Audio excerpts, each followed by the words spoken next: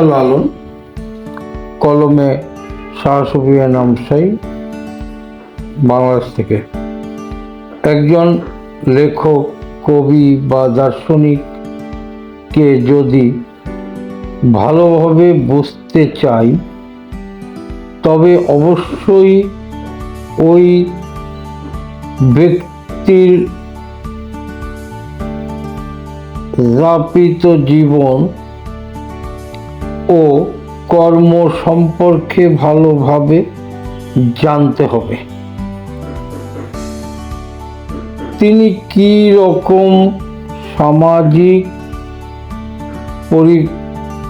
প্রক্রিয়া বা কি রূপ ঘাত প্রতিঘাতের মধ্য দিয়ে জীবনযাপন করে যাবে, যে তার দর্শন আসলে তার জীবন অভিজ্ঞতার এই প্রতিফলন।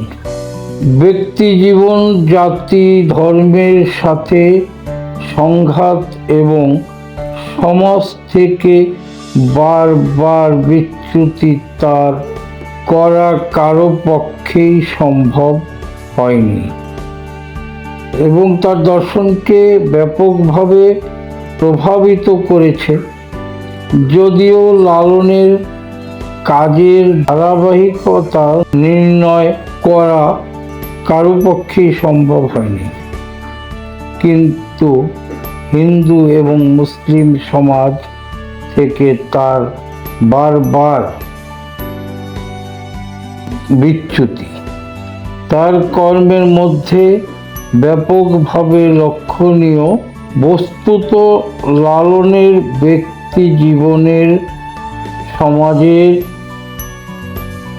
এই ঘাত প্রতিঘাত তাকে প্রয়োগবাদের দিকে ধাবিত করেছে।